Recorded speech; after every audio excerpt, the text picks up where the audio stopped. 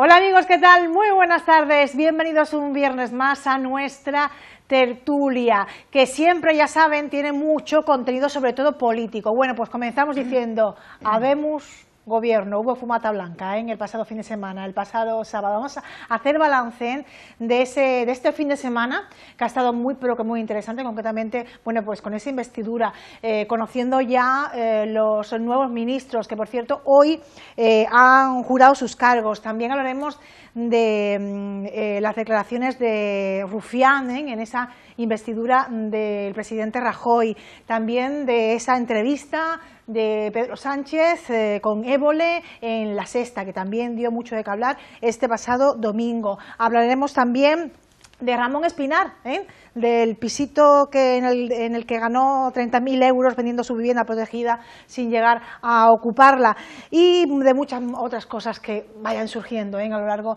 de este día. No sé si incluso hablaremos de la cobra que le hizo Bisbal a Chenoa. Bueno, de muchísimas cosas que vayan apareciendo, por supuesto, en esta tertulia en la que sus protagonistas se llaman Antonio Cárdenas, buenas tardes. Juan Fracobos y Erasma García. Vamos a comenzar, si os parece. ¿Con qué queréis comenzar? ¿Con lo de la cobra no? No, porque tú no tienes ni idea de lo que pasó, ¿no? Eres el único español que no tienes ni idea de lo que le pasó a Chenoa. Soy experto en operación triunfo, Bueno, soy más experto en cobras. También. Lo he de reconocer, para muy a mi pesar, pero Hombre, bueno. en política también se hace alguna que otras cobras, Muchísimas, bueno, vamos a hablar entonces de eso, concretamente de ese balance que hacemos del pasado fin de semana, del pasado sábado, en esa investidura al presidente ya, flamante presidente Mariano Rajoy, también ya, bueno, hay nuevo gobierno con sus ministros y demás. Estuvimos muy pendientes, me imagino, que de la televisión, ¿no?, en ese día, ¿no? Sí. ¿Y qué balance hacéis de ese día? Del día de la investidura.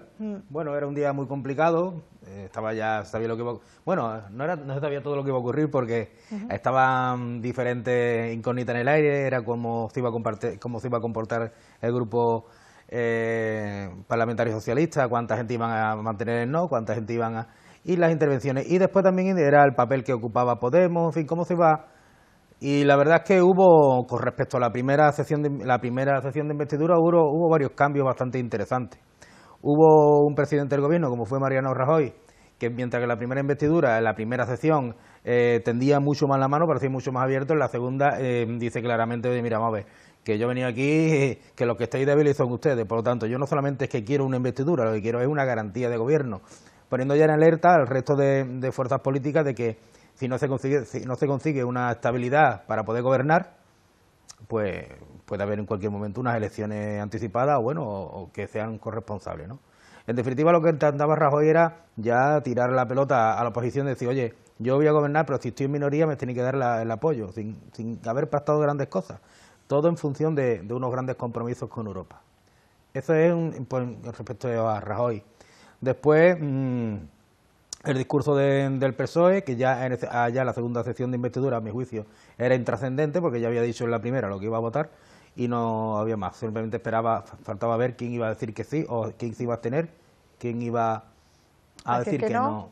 Y después me gustó el discurso de Pablo Iglesias, porque ya directamente se comportó como ninguneo directamente al PSOE, no hizo, mientras que en la primera sesión de investidura sí que atacó al PSOE, en la segunda se cayó la boca y directamente pasó a decirle a Rajoy de que le deseaba suerte, pero que en definitiva lo que se inauguraba era un nuevo momento político donde la Triple Alianza, esta que se llama, bueno, el grupo de los constitucionalistas, los que están más en la reforma del 78, están por un lado, y ya aparece una nueva España, él decía, una nueva España que está surgiendo, y ellos aspiraban en un futuro a representar a esta nueva España. Pero desde Rupa, estamos viendo en imágenes concretamente a uno de los protagonistas también de esa investidura de Rajoy, ese discurso de Rufián, bueno, pues yo no quiero seguir dejó hablando impasible más. a nadie. Yo después hablaré concretamente de este señor, de Rufián, pero cedo la palabra aquí a mi compañero, porque yo creo que ya he hablado. Entonces, bueno, todas las incógnitas que quedaban ese día era saber si Pedro Sánchez iba a llegar o no iba a llegar o cuál iba a ser su postura. Finalmente hizo su último ejercicio de coherencia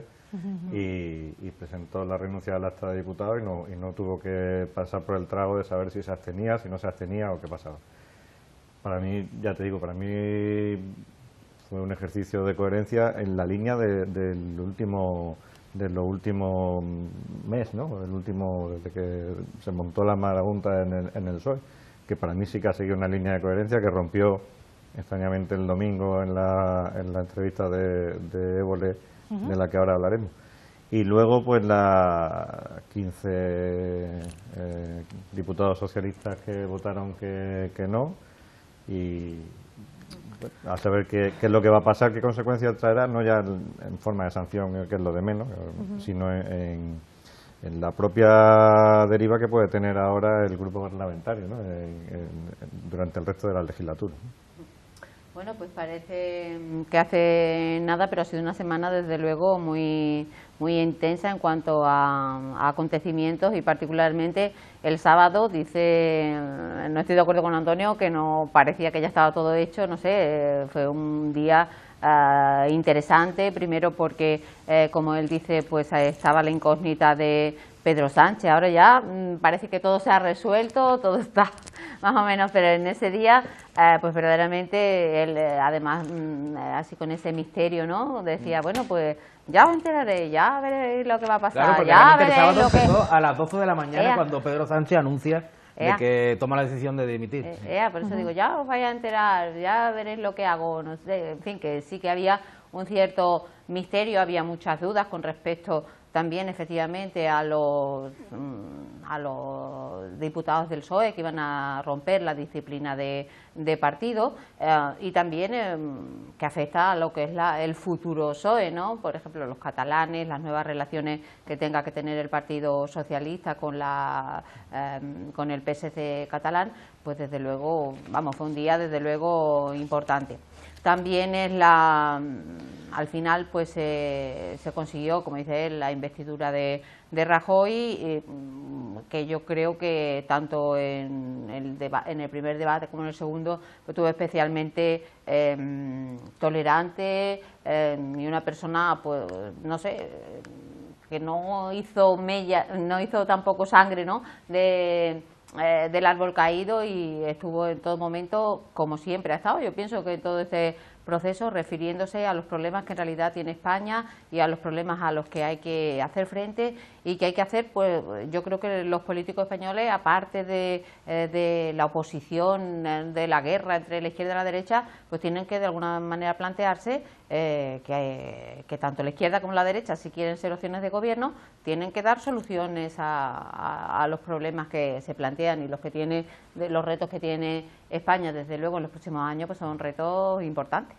Entonces, extraemos de ese sábado concretamente la dimisión Hombre, la dimisión Sánchez, que la habíamos apuntado aquí, y yo creo que estaba cantada, vamos, Sí, yo no y un veía elemento ninguna que otra opción. empezamos a hablar también del tema tocamos el tema por el tema de Rufián, que tal vez fue lo más... Ajá, pero vamos a ver, la división de Pedro Sánchez, la abstención que era ya sabida, lo que no era sabida, los no de algunos de ellos, que yo no sé si la multa de los 600 euros se va a llevar a cabo o La no. multa es aparte de la independencia de que tiene, porque sí, tiene un reglamento y se pone, y esa multa es intrascendente porque ellos tienen unos buenos sueldos que se lo pueden permitir. Es más las represalias o las consecuencias políticas que pueden tener. Evidentemente, en esta semana se ha ido viendo, lo cual también es lógico, de que todas las personas que se han desmarcado de lo que es la línea del Comité Federal y del Grupo Parlamentario, lo que aprobó, pues han sido relegadas de los cargos de responsabilidad que tenían diferentes comisiones parlamentarias. Margarita Robles, que era una de las que dijo que no, que era independiente, pues presidía la Comisión, creo que de Justicia, y inmediatamente pues la han quitado de en medio y la han pasado a ser una diputada de raza. Esas son consecuencias políticas que se derivan, lo cual es normal, porque no puede ser de otra forma. A eso me refiero yo, ¿qué consecuencias va a traer a lo largo de la legislatura? Claro, ¿no? ahora viene lo que va a ocurrir. PSC, exactamente, y sobre todo este tema del PSC, que bueno, yo qué sé, si podemos hablar de la crisis que va a tener el Partido Socialista aquí en adelante, a mí me da la impresión de que el Partido Socialista ya ha planteado un horizonte de gestora de largo tiempo. Yo creo que la gestora, tal como se la está planteando, a no ser de que hubiera un adelanto electoral y obligara a que el PSOE tuviera que decidirse por un candidato, un cartel, yo creo que la gestora, si puede estar 2 años, va a estar 2 años, porque creo que la única estrategia que le veo lógica al PSOE para que pueda reflotarse como partido es callarse la boca, agacharse la cabeza e intentar hacer la técnica de Rajoy, que es que se quemen los demás, que se queme Rajoy aplicando medidas impopulares que le van a ofrecer, que se queme Podemos ofreciendo a lo mejor una posición más radical, ya el mismo día de la investidura. Yo no considero radicalismo la manifestación, pero sí que es verdad que son cosas que están al margen de la tradición que hemos tenido. Lo normal es que cuando tú también que cuando se invita a un presidente del gobierno se le aplauda, ¿no? Si hay una, como en Estados Unidos, pero en España tenemos una serie todavía de las tres acumuladas. De acuerdo, entonces, y el Parlamento de Rufián. Ahora sí, compañero, ponme las imágenes de ese hombre, porque realmente fue parte protagonista, como decía anteriormente, de esa investidura. Hizo concretamente, después de las palabras de Hernando... Si va a poner Rufián, no ¿Sí? me enfoques a mí. No, para porque nada. Mira, tenemos... Ahí lo tienes, Se puede confundir el apellido con el calificativo. Sí, hombre, claro. Pero eso sí, lo que consiguió, por ejemplo, después de las palabras de Rufián, Hernando, cuando habló concretamente Hernando de que se había sentido muy ofendido, es que levantara a la bancada tanto socialista como a la del Partido Popular, ¿no? Esa fue la consecuencia política del error que yo creo que tuvo Rufián. Rajoy estaba abrazando, el abrazo del oso ese que se llama, que es ese abrazo que parece que es confortable y realmente te está destrozando. Rajoy, a base de buena forma, de generosidad, de decirle al PSOE, si yo con ustedes si yo me parezco más a ustedes que a los demás, de que realmente estaba dejando al PSOE en una actitud de lo que desde la izquierda de Podemos, del movimiento de 15M, siempre te ha dicho, de que son la misma cosa, ¿no?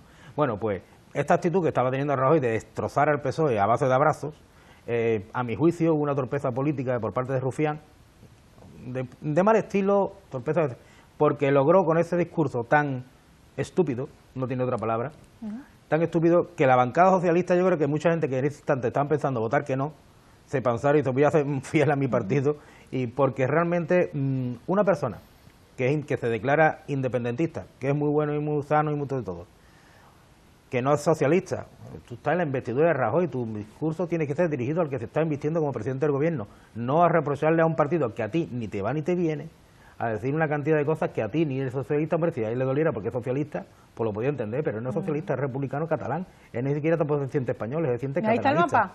Claro, entonces, a mí todas las cosas que dijo, si lo hubiera hecho un socialista, digo, pues se trata de una persona afectada, que le duele que su partido se está rebajando a una cosa que considera que no es oportuna. Pero está diciendo una persona que ni se siente español, ni se siente socialista. Entonces, ¿a qué viene usted a este discurso? Lo normal es que en ese sitio aprovechólo para lanzar las invectivas a Rajoy, si considera que es el enemigo. Ahora, a mí, sinceramente, más allá de que lo que dijera tuviera más o menos razón, me pareció improcedente en el momento en que lo dijo, quien lo dijo y a quien se dirigió. Por lo tanto, creo que consiguió el efecto contrario, que era a mucha gente que estaban repudiando al Partido Socialista por la actitud, hizo que enternecer a mucha gente y sentirse identificado con la vergüenza que estaba pasando a los socialistas en ese instante, que era bastante. Luego hay una cosa que en cierto sector político de este país ahora hay una carrera a ver quién es más de izquierda, más digno, más limpio, más tal. Sí. Y yo quiero recordar de dónde viene este señor.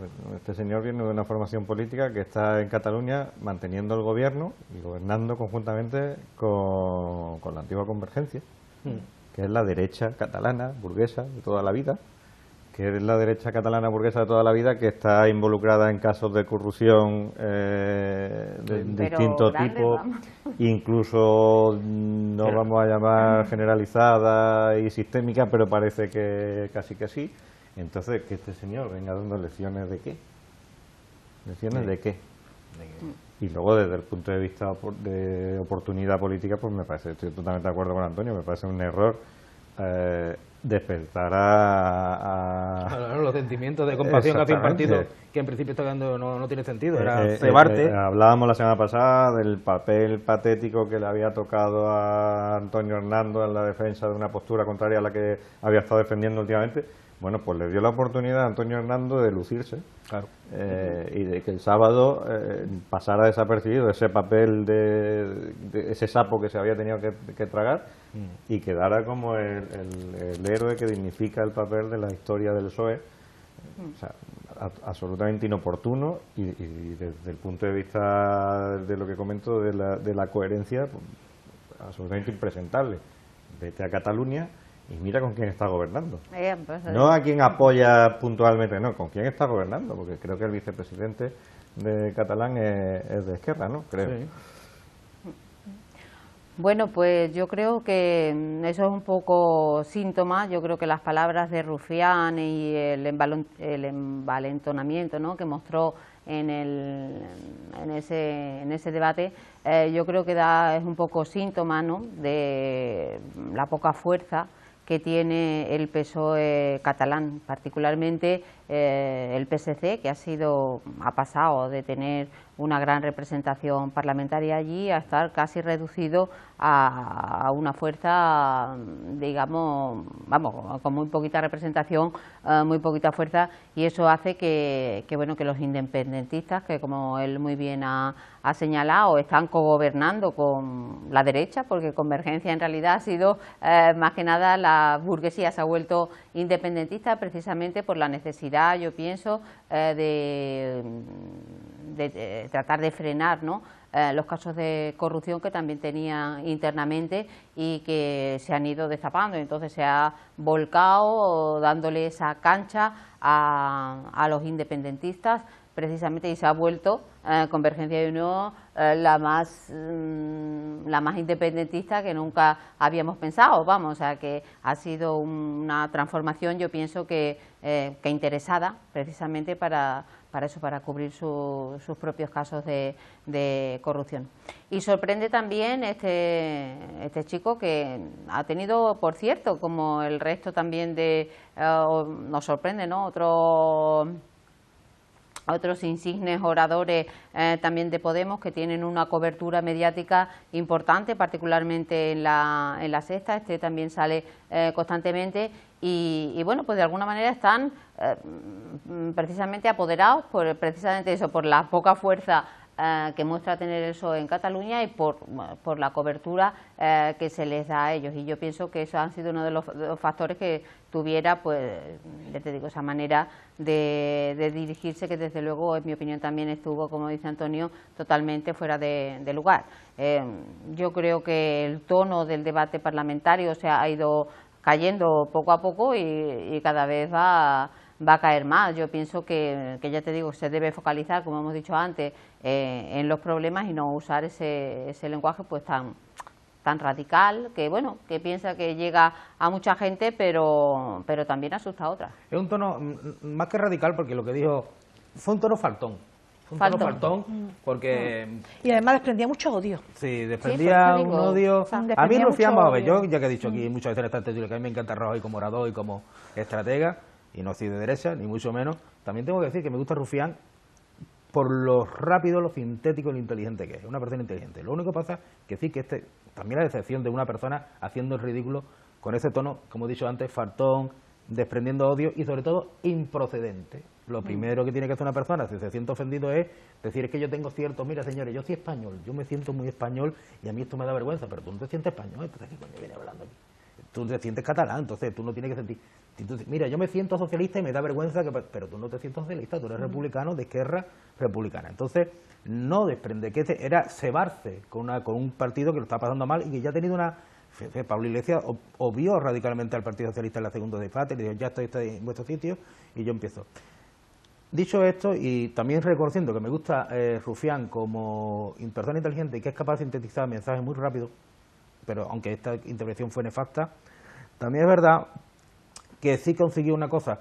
Consiguió por una parte que ese abrazo, desactivar el abrazo del oso que hizo el PP al PSOE, haciendo que los socialistas se sintieran compadecidos del PSOE, pero también hizo una cosa que por eso también Podemos respaldó con su silencio, con el aplauso, que era cuando se levanta la bancada popular a aplaudir al PSOE, él decía, miren ustedes, como diciendo, se está visualizando que son lo mismo. Ahí está el tripartito, dijo. ¿Qué? Exactamente, ahí está el tripartito. Evidentemente es una trampa, tú has utilizado una mala arte para evidentemente lo normal es que inclusive Podemos también hubiera aplaudido al PSOE, porque no era justo. Pero también se había visualizado, ha sido la primera vez que se visualiza. Y ya que hablamos de visualizar en aplauso tal y cual, a mí me pareció lamentable, una cosa que no se ha hablado, cuando la presidenta del Congreso hace lectura de los resultados y dice, por tanto queda investido presidente del gobierno Mariano Rajoy Brey, la realización de televisión del que es propio del Congreso, enfoca estrictamente a la bancada popular, los aplausos de la bancada popular. Yo quería ver cuál era la reacción, yo estaba esperando ver cuál era la reacción ante la investidura de un presidente, de si iban a aplaudir PSOE, si Podemos iba a hacer algún circo, si iban a aplaudir, cómo iba a ocurrir. Y sin embargo la televisión, la realización de televisión se centró estrictamente en la bancada popular, en los aplausos, y además con un corte perfecto que cogió solamente los populares, y después un primer plano de Rajoy bajando, saludando al líder ciudadano y dándole la mano a Hernando.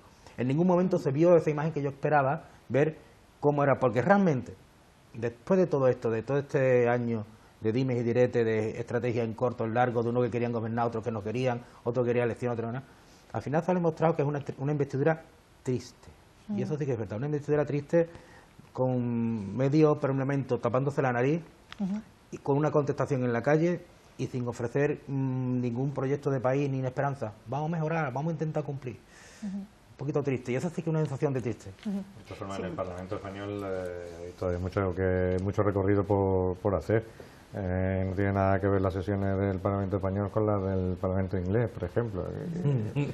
Ojalá. Podríamos conseguirlo. Que son un auténtico espectáculo en sí mismas. Sí. Pues digo que la sobriedad de la realización muchas veces también... Fue una realización manipulada, porque no era lo normal que se hubiera visto un plano de todo el hemiciclo, si aplaudían o no aplaudían, y fue condicionada. Es curioso, si la vuelvo yo me remití la imagen, porque yo estaba pendiente, digo, a ver, podría ocurrir de que... Oye, la investidura de Susana Díaz con Canal Sur, ¿no te fijaste qué pasó? No, y no me fijé tanto, porque creo que... No, porque creo que ¿Y en la sexta aplaudiría. cómo hubiera sido en la sexta? Pues hubieran puesto igual del otro lado. Hubieran puesto del otro lado para que se viera la gente. Pero es un detalle interesante de haber visto... Son las líneas editoriales que tienen cada... Pero es que no es que se trata del Congreso, es que es una línea, Bueno, y es la señal propia del Congreso, que es la que se va Al menos siempre se ha hecho así, por ejemplo, cuando ha ganado el PP o cuando ha ganado el PSOE se han ido a la otra bancada. ¿No? Yo creo que a lo mejor ha sido el modus operandi siempre. Bueno, ¿no? yo es que Creo, no recuerdo, creo. estoy aquí intentando de recordar la imagen que él dice, vamos, es normal, ¿no? Que se enfoque, en este caso, a la bancada del presidente, donde está el Pues presidente. yo creo que cuando Por eso fue digo, el PSOE, no pues sería el PSOE, ¿no? Recuerdo exactamente, estoy tratando de recordar si hubo, normalmente suele haber una visión después general, una pasada general No hubo por todo ninguna el pasada, Congreso. no hubo Sí, ni una porque pasada del Congreso. Pero no se puedo le- decirlo, se levanta la verdad, el no candidato No hubo ninguna y pasada saluda del a todos. hemiciclo entero, ninguna. Estuve atento porque yo pensaba de que Podemos podía hacer una pirueta mediática de levantarse y aplaudir al PSOE, comprende, como diciendo, lo habéis conseguido, ¿no? Pero no, me quedé esperando a ver cuál es la reacción que podía haber, o si el Pues PSOE para la próxima vez aplaudía. ve para allá. Sí, pues la Ve para verdad allá, que no estate tú Yo ahí, tengo que poner insiste. orden, pero no me llaman. Ay. Estoy tratando de recordarlo y la verdad que no lo visualizo, pero vamos, que de todas maneras yo pienso que debieron de aplaudir, vamos, porque es lo suyo en una sesión de investidura. Yo siempre recuerdo, voy a contar, como no estaba hoy aquí Arturo que nos acompañe, una anécdota. Y es cuando yo fui concejala, que era la concejala única del PP, hice un discurso un poquito fuera en lo que era la sesión de investidura, ¿te acuerdas? Recuerdo, vamos. Hice un discurso un poquito, de lo que tú dices, fuerte. Y rápidamente me acuerdo de Paco Zamudio que me dijo que bueno, que las investiduras no son para eso, que nos quedaba tiempo para poder debatir a lo largo de los años que teníamos por delante, para poder hacer esa confrontación de posturas, ¿no? Pues por eso digo que en realidad con el tiempo se ve que efectivamente deben de tener tiempo durante estos 4 años para poder debatir seriamente y a ver si Rufián, tanto el célebre portavoz de Esquerra, viceportavoz, que no es portavoz siquiera, viceportavoz de Esquerra, y por supuesto que todo el mundo está deseando de ver las actuaciones, como tú dices, de Podemos en la Cámara, pues a ver si tendremos tiempo de verla efectivamente y de ver si el debate parlamentario pues se va centrando y deja de ser, como tú dices, un poquito de circo, ¿no? Porque el circo está muy bien, pero eso no resuelve las cosas. Podemos tiene una disyuntiva que creo que tiene que resolver a lo largo de la legislatura. Se convierte en un nuevo Compromís, que Compromís era, o sea, si recordáis la legislatura anterior, no la anterior de 6 meses, sino la anterior de 4 años, la larga. La de verdad. Sí, la de verdad. Si recordáis la legislatura de verdad, cada intervención de compromiso tal, era una camiseta, era un cartel, era no sé cuánto. Sí. Claro, hacer eso cuando tienes 60 y pico, ¿no? 60 y, ¿cuánto tiene? 72. 72, ¿no? Pues, hacer eso cuando tienes 70 y pico diputados. El merchandising es increíble. Entonces, No, la reflexión es, nos convertimos en una fuerza, como decía yo el otro día, marginal, y volvemos a la movilización de la calle y tal. Están en el debate de un pie en la calle y otro en la... Y otro en sí, el pero eso es un equilibrio muy difícil de mantener, eso es muy complicado. O sea, el pretenderse, entiéndase la expresión, una fuerza seria en el Parlamento, no quiero decir que con eso dejen de serlo, pero claro. Y a la misma vez montar esos circos como tú dices, y a la misma vez estar en la calle con la pancarta, eso exige un equilibrio muy muy fino de hilar, porque al final se queda...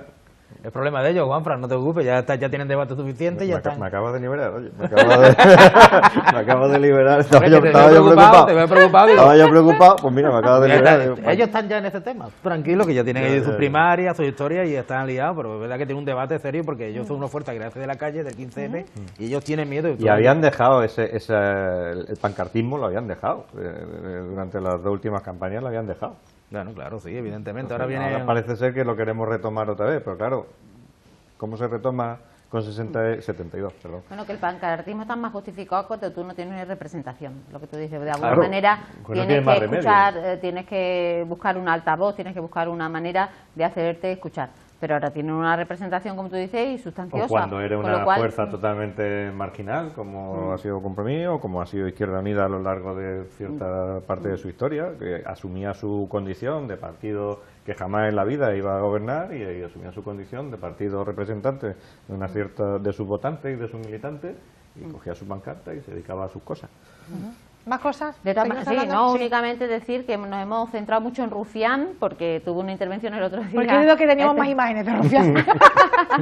Pero bueno, que habría que reseñarla también, ¿no? Como perfil, ¿no? A comentar en general el perfil del nuevo político agresivo, porque ahí está Alberto Garzón, ahora cuando ha dicho de Izquierda Unida, que también se caracteriza por cada vez que habla sube el pan, es decir, por por declaraciones por ser cada vez más marginal.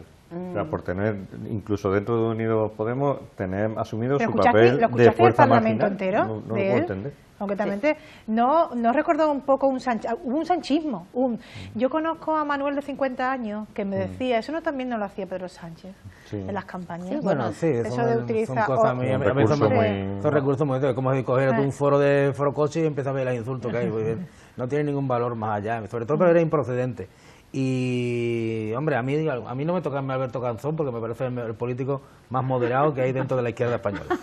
Me parece un tío magnífico, además tiene un discurso... Bueno, vale, pues era. Para ti. A mí me encanta, para que no lo escuché, pero sí que es verdad que se come... Bueno, y el otro día el tuit de Pablo Casado diciéndole que la única oposición que hay es el PSOE. Esto era ya como el señor invistiendo, te invisto, posición mía. No sé, cuando el PSOE ha dejado de ser una fuerza alternativa a ser la posición del PP. Se conforma con ser la oposición del PP y si se rompen los trastos en un momento dado, poder intercambiar el poder con ellos. Pero a mí, Alberto, también me parece, no escuché la intervención del otro día, pero sí que es verdad que ya se conoce, decía algún analista político, dice, el Parlamento, el Partido Popular ya ha dicho quién realmente... El Parlamento ya ha dictaminado quién es el verdadera oposición. ¿Por qué? Dice, porque normalmente cuando en las sesiones de investidura o en los debates del Estado de la Nación, cuando interviene el presidente del gobierno, interviene el líder de la oposición y una vez que termine el del PSOE, se levanta todo el mundo, se van al cuarto baño, para aquí y para allá, a la cafetería y ya dejan a la Izquierda Unida. Exactamente. Sin embargo, en este caso, no se levantó nadie. Habló Rajoy, habló Antonio Hernando, el del PSOE.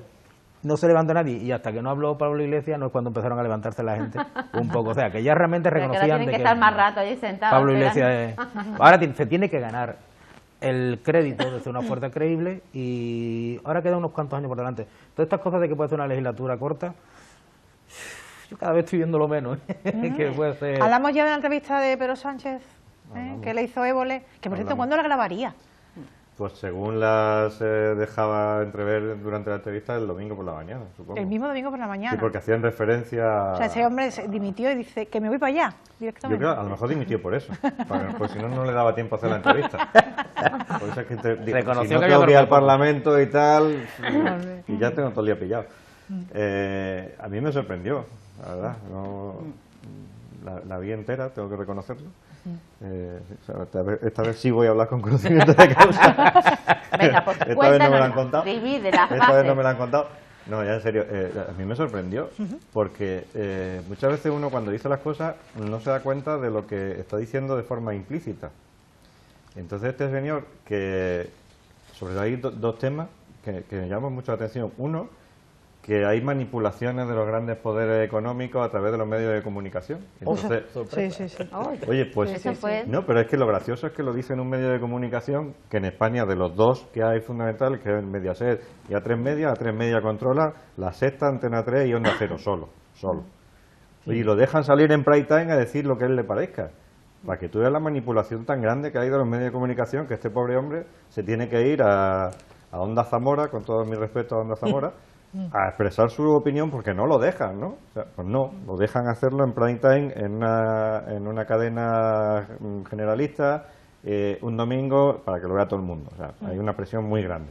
Pero lo que yo iba es que él está reconociendo implícitamente que se deja presionar por los poderes por los poderes económicos y por los medios de comunicación, porque lo contó en pasado como algo que había sufrido, que no denunció en su día y que lo dejó estar.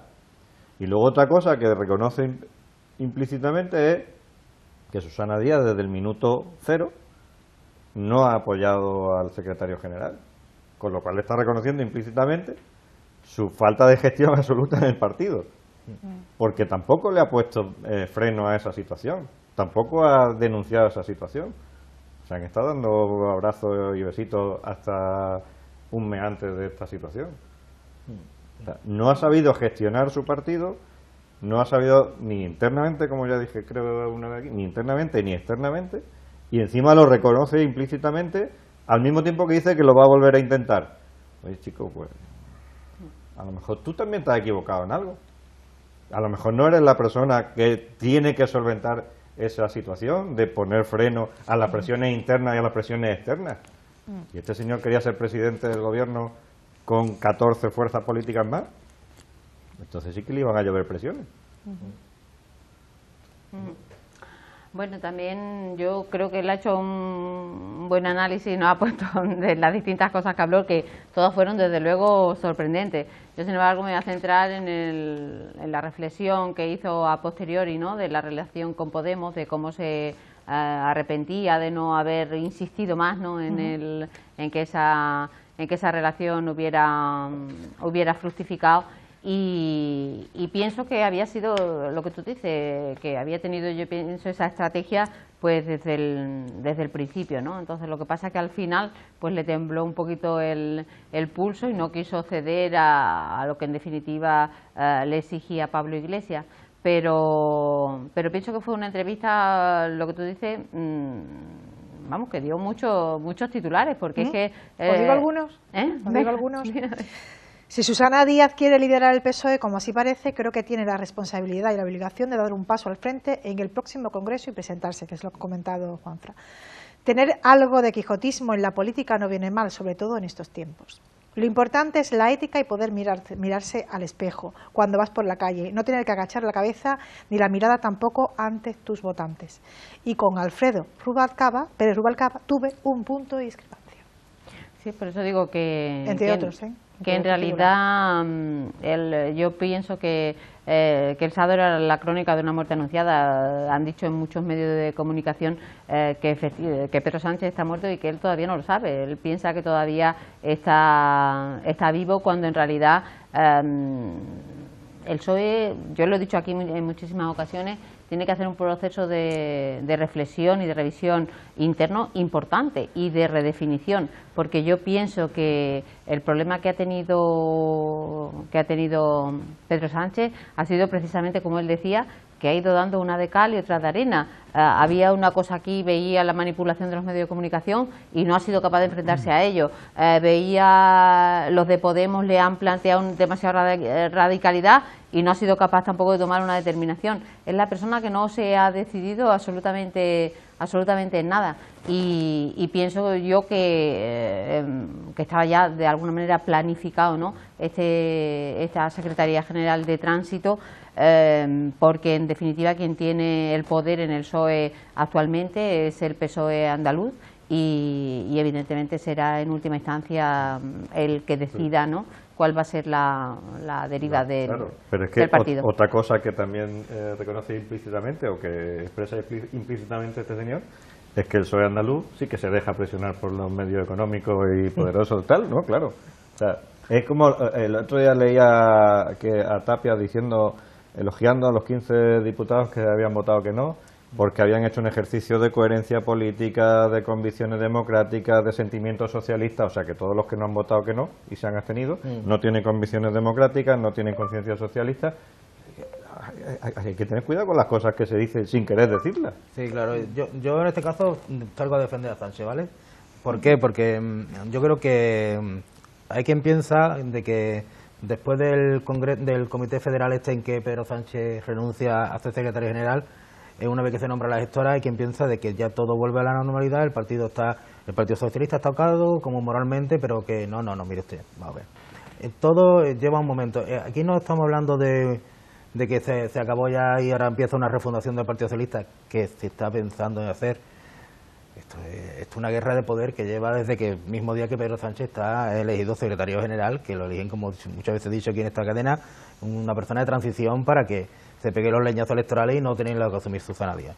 Él lo que está diciendo es que pide que lamentablemente desde el primer momento prácticamente el Partido Socialista de Andalucía, en vez de ser un elemento de estabilidad del Partido Socialista, como ha sido con otros secretarios generales que le ha garantizado un apoyo orgánico, ha sido quien ha estado poniéndole continuamente palos a la rueda a cualquier posibilidad de que Pedro Sánchez, a través de su buena gestión o una pirueta política, se pudiera haber conseguido lograr ser presidente del gobierno o tener un discurso o un relato propio que le permitiera seguir siendo secretario general. A por Pedro Sánchez iban desde el primer momento, desde el momento cero, y eso es lo que no le perdona a él, o lo que le recrimina no al PSOE andaluz, no a los socialistas andaluces, sino a la dirección del Partido Socialista andaluz, que ha estado sistemáticamente poniéndole palos en la rueda a Pedro Sánchez. Entonces... Pero que eso tampoco lo ha sabido él gestionar. Hombre, evidentemente, él ha ido gestionando, lo que pasa es que no tenía tanta fuerza. Tú dudas, bueno, y al final lo que has pasado, si hubiese sido al revés, ¿tú dudas que eso se hubiese solucionado de otra forma? ¿Al revés? ¿En qué sentido? Si esos palos en la rueda se los ponen a Susana Díaz, o se los ponen a otro líder en otra época del PSOE, ¿lo hubiese admitido?